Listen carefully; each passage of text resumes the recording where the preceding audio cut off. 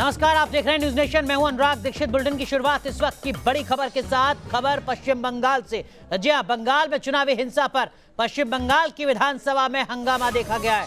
Budget सत्र के पहले दिन यानी आज चुनावी हिंसा पर हंगामा हुआ, जिसके चलते बिना अभिभाषण के राज्यपाल को लौटना पड़ा। दरअसल में आज पश्चिम बंगाल के विधानसभा का पहला सत्र, जिसकी शुरुआत होती है औपचारिक तौर पर पश्चिम बंगाल के राज्यपाल के अभिभाषण के साथ, लेकिन हंगामा इतना बरपा पश्चिम बंगाल की विधानसभा में कि राज्यपाल को अपना भाषण नहीं वो पढ़ पाए। बिना अभिभाषण पढ़े उन्हें वापस लौटना पड़ा। बंगाल हिंसा पर कोई कार्रवाई नहीं हुई, ये बात शुभेंदु अधिकारी ने कही है।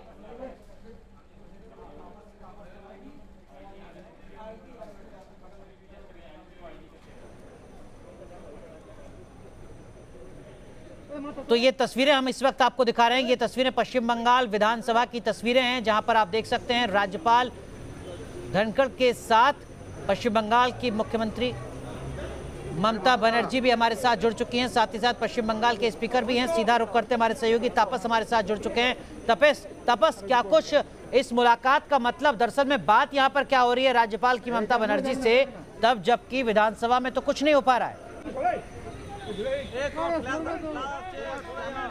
जी देखिए, ये बताना मुश्किल है कि दोनों के बीच बातचीत क्या हुई, लेकिन काफ़ी देर तक उनके बीच बातचीत हुई, क्योंकि अधिवेशन शुरू होने से पहले जब राज्यपाल पहुंचे थे तब भी कुछ देर ममता बनर्जी के साथ उनकी बातचीत हुई। फिर वो लोग अंदर गए।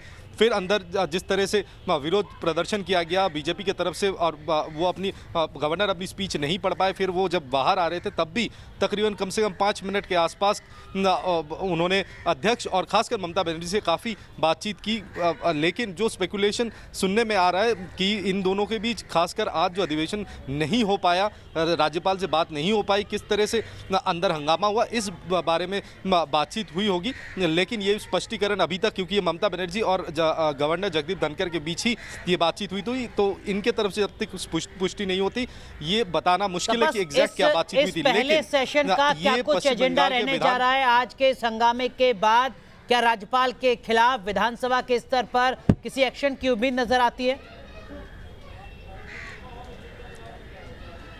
देखिए, फिलहाल ऐसा नज़र नहीं आ रहा है, क्योंकि टीएमसी के हवाले से जो खबर है कि इस मुद्दे को लेकर सीधा पार्लियामेंट में जब सेशन शुरू होगा तब राज्यसभा लोकसभा में इस बात को उठाया जाएगा और राज्यपाल को पश्चिम बंगाल से हटाया जाए, इसको लेकर चर्चा होगी।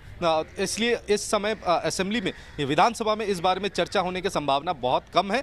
हालांकि जो भी बिजनेस होगा, बिजनेस ऑफ द हाउस जो भी होगा अगले कुछ दिनों में, वहाँ पर पोस्ट पोल वायलेंस का जो मामला है वो सामने नहीं रखा जाएगा। के मुद्दे पर चर्चा संसद में होगी, विधानसभा में नहीं। तपस, आप बने रहिए हमारे साथ। विधानसभा हंगामे पर शुभेंदु अधिकारी का बयान भी सामने आया। पश्चिम बंगाल में बीजेपी के नेता, विपक्ष के नेता, जिन्होंने कहा है कि बंगाल हिंसा पर कोई कार्रवाई नहीं हुई है। बंगाल हिंसा की पूरी दुनिया में चर्चा है, ये बात शुभेंदु अधिकारी ने कही है। अभिभाषण में चुनावी हिंसा का जिक्र तक नहीं था, ये बात भी शुभेंदु अधिकारी ने कही है। आपको बता दें कि आज विधानसभा के सत्र का पहला दिन, जिसमें हंगामा काफी ज्यादा। क्या कुछ कहा शुभेंदु अधिकारी ने, सुनिए सर। पश्चिम बंगाल की विधानसभा की आज सत्र शुरू होने वाला है, शुरू भी हो गया ऑफिशियली। महामहिम राज्यपाल का भाषण हुआ। उसकी जो भाषण टीएमसी का गवर्नमेंट कैबिनेट ने तैयार किया है, उसमें एक शब्द भी जो पोस्ट पोल वायलेंस, खास करके काउंटिंग का बाद, 2 मई का बाद जो लगातार हादसा हो रहा है, सुप्रीम कोर्ट का टिप्पणी आ रहा है, हाई कोर्ट का बेंच का आज भी एक इंटरिम ऑर्डर आया, नेशनल ह्यूमन राइट्स कमीशन से लेकर सब कमीशन भी विजिट कर रहा है आई विटनेस के पास। 41 से ज्यादा भाजपा की कार्यकर्ता, भाजपा का वोटर, उसका मर्डर हुआ। 25 से ज्यादा औरत की रेप कर दी गया। 300 से ज्यादा महिला के ऊपर मॉलेस्टेशन हुआ। 9,000 एफआईआर दाखिल हुआ। 7,500 घर को आग से नहीं तो जेसीबी से पूरा बर्बाद कर दिया। पूरा प्रदेश में सेकेंड में के बाद लाख से ज्यादा भाजपा कार्यकर्ता नहीं, वोटर, खास करके एक समुदाय का वोटर, उसको घर छोड़ना पड़ा। इतना बारबारिक इंसिडेंट बंगाल में चल रहा है, अभी भी चल रहा है। कल आप लोग देखा, ये अत्याचार का बारे में कोई खास टिप्पणी अब सरकार की ओर से अपनी राजधर्म पालन करते हुए जो करना था उसका उल्लेख महामहिम राज्यपाल का भाषण में नहीं है। इसलिए भाजपा परिषदीय दल हम लोग ने सब तस्वीर लेकर, डॉक्यूमेंट लेकर हम लोग विधानसभा में जोरदार प्रोटेस्ट किया। हालत ऐसा हुआ, ममता बनर्जी की कैबिनेट का लिखित भाषण गवर्नर ने